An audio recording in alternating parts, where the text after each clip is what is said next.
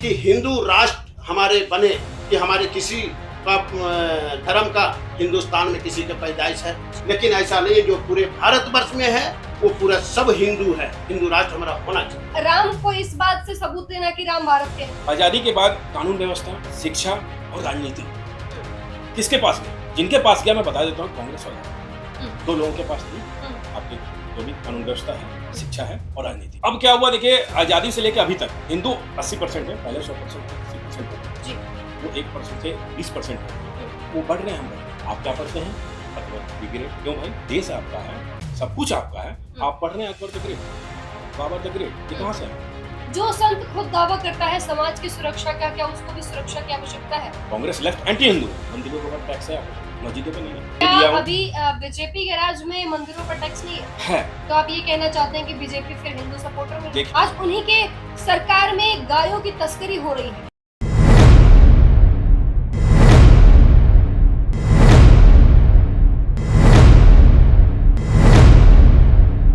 नमस्कार, आप देख रहे हैं आंचलिक खबरें। मैं नेहा द्विवेदी आपके साथ। आज हमारे स्टूडियो में अंतर्राष्ट्रीय बौद्धिक मंच के दिल्ली प्रदेश अध्यक्ष राकेश झा और झारखंड प्रदेश अध्यक्ष राजकुमार चंद्रवंशी हमारे साथ इस वक्त स्टूडियो में मौजूद हैं। आज का हमारा मुद्दा है इस संगठन के बारे में बात करना, सनातन धर्म के बारे में बात करना और सबसे विशेष जो यह संगठन उस पर टिका हुआ है यानी हिंदू राष्ट्र के बारे में बात करना और सबसे अहम मुद्दा साधु संतों के बारे में बात करना। सर, आप दोनों का बहुत स्वागत है हमारे स्टूडियो में। तो देखिए, अभी आप इस संगठन के बारे में कुछ बताएं कि ये संगठन किस उद्देश्य से काम करता है।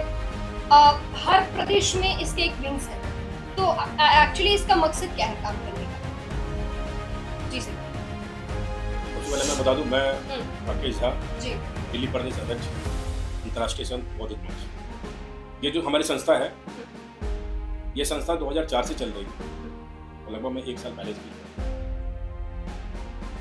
संतों का एक मकसद है कि जो हमारी सांसद है उसके अंदर में मैक्सिमम संत पहुंचे। इसी उद्देश्य के माध्यम से ये संगठन बना है और इसी उद्देश्य पे हम लोग काम कर रहे हैं। सर, हम क्या ये नहीं कह सकते कि ये प्रधानमंत्री नरेंद्र मोदी का नाम ऊपर लिखा हुआ है, तो ये कहीं ना कहीं उनको राजनीतिक लाभ देने के लिए एक पॉलिटिकल मार्केटिंग विंग की है? कि नहीं, ऐसा कुछ नहीं, वो अलग नहीं है। सर, आप बताएं इस संगठन के बारे में कुछ। बहुत बहुत धन्यवाद आपको इस चैनल में बुलाने के लिए। जी, आदरणीय हमारे सुदेशानंद महाराज जी का एक मुहिम चलाया गया है, अंतर्राष्ट्रीय संत महाबोधि,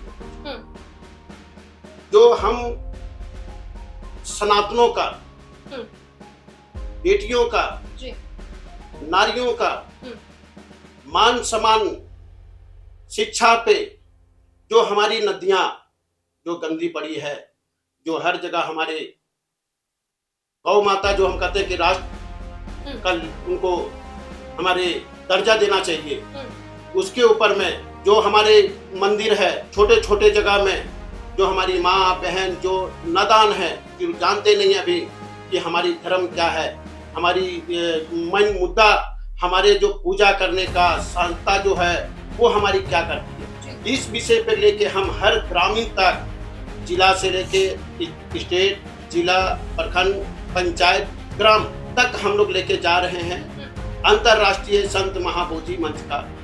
और हम जो हिंदू का जो बात करते हैं कि हमारे हर जितने भी संत लोग हमारे पूरे भारतवर्ष में हैं, सबको यही चाहते हैं कि हिंदू राष्ट्र हमारे बने, और हिंदू राष्ट्र के मांग हर कोई कर रहा है।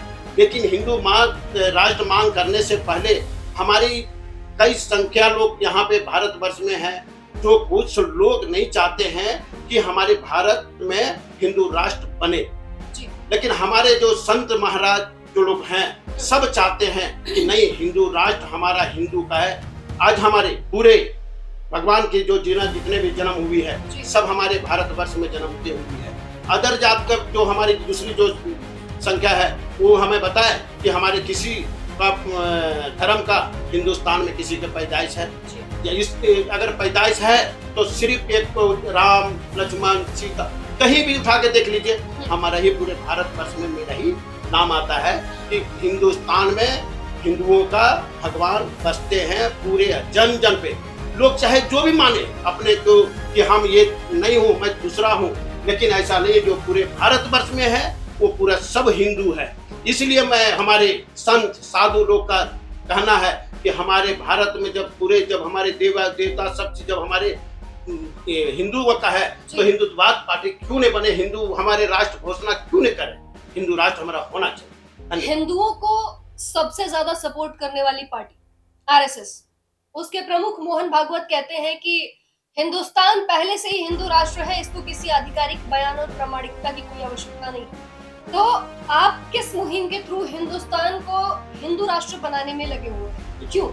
देखिए, ये तो वही बात हो गई कि राम को इस बात से सबूत देना कि राम भारत के हैं। जी, हिंदुस्तान को हिंदुस्तान के अस्तित्व से कैसे ढूंढ रहे हैं आप? जी, आज अयोध्या, जी, आज कोई भी किसी व्यक्ति ने पूछता है कि राम की जन्म कहाँ हुई तो अयोध्या में, कृष्ण के जन्मभूमि कहाँ है तो मथुरा है। मैं ये तो नहीं कह सकता हूँ ना कि नेपाल में पैदा हुआ है चाहे लंका में पैदा हुआ है। कोई आदमी तो कहे कि नहीं से कि हमारे अदर स्टेट में अदर कंट्री में हमारी भगवान का पैदाइश है, हमारे जितने भी, ये तो हमारी भारतवर्ष में है ना। मैं कैसे बोल दूं कि हमारे नेपाल में पैदा हुआ है हमारे राम, चाहे हमारे बांग्लादेश में पैदा हुआ है हमारे राम। हमारे तो कहते हैं ना कि भाई अयोध्या है, श्री कृष्ण का मथुरा है। तो मैं तो वो मानूंगा ना, जो मेरी जो माँ बाप जिसको जो बच्चों को जो शिक्षा देता है वही मानता है ना। तो मैं तो वही मानूंगा कि हमारी हिंदू जो भारतवर्ष में जो हिंदू है मैं तो वही मानूंगा ना जी। मैं तो दूसरा तो नहीं मान सकता हूँ, मैं तो वही मानूंगा जी। कि हमारे जो सनातन धर्म जो हिंदुओं का जो देवी देवता जो है वो सब तो मैं मानूंगा। तो भाई आप क्यों नहीं मानिए? नहीं, मेरा सवाल सर, हम आपके पास आना चाहेंगे। सवाल मेरा ये था कि हिंदुस्तान को हिंदुस्तानीकरण करने की क्या आवश्यकता है? मोहन भागवत कह रहे हैं कि हिंदुस्तान हिंदुस्तान है, इसको किसी आधिकारिक प्रमाण की आवश्यकता नहीं। लेकिन फिर भी जितने भी लोग आते हैं एक संगठन के द्वारा, फिर भी कहते हैं कि हिंदुस्तान को हिंदू राष्ट्र का दर्जा मिलना चाहिए। क्यों? क्या हिंदुस्तान को अपने अस्तित्व के लिए आज भी लड़ना पड़ेगा? देखिए मैम, ये कहना चाहूंगा मैं जी, सबसे पहले तो मैं अपने संगठन के बारे में कुछ कह देता हूं। जी जरूर। हमारी संगठन जो बनी है ना वो संतों की सुरक्षा है। सबसे पहले संतों की सुरक्षा होनी चाहिए। हमारे अपने ही देश में संत सुरक्षित नहीं है जी। जब तक संत ही सुरक्षित नहीं होंगे तो लोग क्या सुरक्षित? तो सबसे पहला मुद्दा यह है कि संतों को सुरक्षित करना। इसके अलावा 11 सूत्री मांग हमारी है, जिसको लेके हमारी जो संस्था है चल रही है। इनके मार्गदर्शन में अंतर्राष्ट्रीय बौद्धिक मंच, जो हमारे अंतर्राष्ट्रीय अध्यक्ष हैं स्वामी स्वदेशानंद गिरी महाराज जी, उनके अध्यक्षता में ये काम चल रहा है देशों में विदेश में जी। 11 करोड़ से ज्यादा लोग आगे भी निरंतर काम चल रहा है। मैंने पहले बताया 2004 से ये चल रही है जी। अब बात ये होती है कि हिंदू राष्ट्र हो ना हो, इसके बारे में जो देखिए, हम आज़ादी पे हम चले 1947 में हम आज़ाद हुए। शुरुआत से चलते हैं तो ज़्यादा अच्छा रहेगा किसी चीज़ को समझना। जब हम आज़ाद हुए तो हमारे पास क्या था? हम सब नॉर्मल ही थे। तो ऐसा नहीं था कि कोई सबके पास राष्ट्र था, सब नॉर्मल ही था। लेकिन आज़ादी के बाद कानून व्यवस्था, शिक्षा और राजनीति किसके पास गया? जिनके पास गया मैं बता देता हूँ, कांग्रेस वाला। 2 लोगों के पास थी आपके जो भी कानून व्यवस्था है, शिक्षा है और राजनीति। अब क्या हुआ देखिए, आजादी से लेकर अभी तक हिंदू 80% है, पहले 100% थे, 80% हो गए। वो 1% थे, 20% है, वो बढ़ रहे हैं, हम घट रहे हैं। शिक्षा व्यवस्था पे भी यही हो रहा है। हमारे देश में जैसे इन्होंने कहा कि भाई कृष्ण जी यहाँ पैदा हुए, राम जी यहाँ पैदा हुए। किताब में आपने देखा कि भाई राम जी के ऊपर कोई आपका कोई सिलेबस हो या कृष्ण जी के ऊपर कोई सिलेबस हो, कभी आपने देखा भी, कभी सुना भी आपने? आप क्या पढ़ते हैं? भगवत गीता। क्यों भाई? देश आपका है, सब कुछ आपका है, आप पढ़ रहे हैं Akbar the great, Babur the great. ये कहाँ से है? ये मुगल है, ये बाहर से है। जो बाहर से है उसके बारे में पढ़ रहे हैं, जो आपका है आप तो कुछ कर ही नहीं रहे। तो भाई अब हम कितना पिछड़ चुके हैं आप देख लीजिए। हम एक तो जनसंख्या में भी घट रहे हैं, ऊपर से हमारा हाथ ऐसा हो गया। क्यों हो रहा है ऐसा भाई? इसी चीज को देखते हुए सबसे पहले हम लोग ये सोच रहे हैं कि पहले जितने भी हमारे संत हैं वो एक मंच पे आ जाएं, संत एकजुट हो जाएं। जैसे संत एकजुट हो जाएंगे तो उनके साथ जितने भी अनुयायी है वो सारे एकजुट हो जाएंगे, तब ये हमारा हिंदू राष्ट्र होगा। आपने अभी कुछ देर पहले कहा कि हमारे देश में संत सुरक्षित नहीं है। बिल्कुल नहीं है। आप देखिए कई जगह आपने देखे होंगे कि संतों को जला, पालघर है महाराष्ट्र में, वहां पे देखे 2 संतों को जला दिए। क्यों भाई? ऐसा हर जगह हो रहा है, ऐसा नहीं होगा एक ही जगह हुआ। अभी किसी पुजारी को मार दिया था यूपी में, 1-2 साल पहले की बात है। ऐसा क्यों हो रहा है? इसीलिए मैं कह रहा हूँ संत सुरक्षित नहीं है। और ये हमारी जो संस्था है, कैसी कानून मतलब कैसी व्यवस्था चाहते हैं आप? जो संत खुद दावा करता है समाज की सुरक्षा का, क्या उसको भी सुरक्षा की आवश्यकता है? बिल्कुल बताएं। बिल्कुल सुरक्षा की आवश्यकता है। किस तरह का कानून चाहते हैं आप? देखिए अभी जो भी मैंने अभी पहले आपको बताया, कानून जो न्यायपालिका है, सब कुछ जो था कानून व्यवस्था वो हमारे एंटी हिंदुओं के साथ, कांग्रेस लेफ्ट एंटी हिंदू, तो हर चीज एंटी हिंदू के पास है ना। अब शिक्षा भी उसी के पास है, कानून व्यवस्था भी उसी के पास है, राजनीति भी उसी के पास है, तो हर चीज तो हिंदुओं के अगेंस्ट ही होगा ना। अब वो कैसे हो मैं बता देता हूँ। मंदिरों के ऊपर टैक्स है, आपको पता है, मस्जिदों पे नहीं है। इससे साफ जाहिर होता है ना कि जो पूर्व जितने भी सरकार बनी है पूर्व में वो सब एंटी हिंदू थे। इस तरह के मैंने आपको पहले भी एग्जांपल अभी दिया हूं। अभी बीजेपी के राज में मंदिरों पर टैक्स नहीं है। तो आप ये कहना चाहते हैं कि बीजेपी फिर हिंदू सपोर्टर है? देखिए मैं आपको साफ साफ बता दूं, बीजेपी की अपनी विचारधारा है, हमारी अपनी विचारधारा, हमारे संगठन का अपना विचारधारा है जी। तो हमारी जो संगठन की विचारधारा, मैंने उसको आपके सामने। आपके संगठन के विचारधारा पे अगर बात तो सबसे पहले प्रधानमंत्री नरेंद्र मोदी की तस्वीर मुझे उस कार्ड पे दिखाई देती है। तो एक तरीके से हम ये देख सकते हैं कि प्रधानमंत्री नरेंद्र मोदी की विचारधारा भी इसमें शामिल है। लेकिन वो जिस पार्टी से आते हैं, देश के प्रधानमंत्री हैं, हालांकि वो एक पर्टिकुलर चीज से नहीं है, लेकिन देखा जाए तो कहीं ना कहीं उनको भी कहा जाता है कि हिंदू के सपोर्टर है। लेकिन आज उन्हीं के राज्य में, आज उन्हीं के सरकार में गायों की तस्करी हो रही है, गाय का मीट बन रहा है। आप इस बात से अनभिज्ञ नहीं होंगे। क्या ये हिंदू सपोर्टर है जिनकी तस्वीर आपने अपने स्लोगन में लगा रखी? जी बताएं। आपने बहुत अच्छा बताया कि जिनके तस्वीर आपने लगा रखे हैं। आज बहुत सा ऐसा चीज हुए जो उनके राज्य में हमारे लिए गौरवशाली रहा और बहुत कुछ देखने मिला जी। जो भारतवर्ष में कुछ साल पहले जो चीज घट नहीं हो रहा था, बहुत चीज ऐसा है जिसमें रोका। इसलिए मान्यवर का हम लोग उनका तस्वीर पर हम लोग फोटो लिए हैं, क्योंकि वो एक हिंदू हैं। आज एक बात बताइए, मैं जो 25 साल की एक बेटी है, उनकी विवाह कर, उनके 2 बच्चे हो गए, किसी कारणवश उसके हस्बैंड एक्सपायर कर गया। आज तक किसी भारत सरकार को किसी को सुने हैं कि उनके पीछे में कोई कारण आज तक कुछ उठाया है? कभी करते कि वो बच्चे 18 साल तक, अगर 2 साल के बच्चे हैं तो 18 साल तक वो बच्चा क्या खाएगा, क्या रहेगा, कैसी करेंगे, नहीं करेंगे, कोई आज तक सोचा? कोई नहीं। आज कोई वो आदमी आज उस बच्चे को, जिसे हम लोग कहते हैं कि नहीं करके, लेकिन ये चीज आज मोदी जी के नेतृत्व में 10 किलो अनाज खाने के लिए आज कम से कम उस बेटी, बहू, माँ, बहन को कम से कम वो तो मिल रहा है ना। हमें तो उस पे संतोष, उस पे मेरी गर्व है कि कम से कम हमारी वो जो बेटी और बहू कहीं बाहर नहीं जा रही है।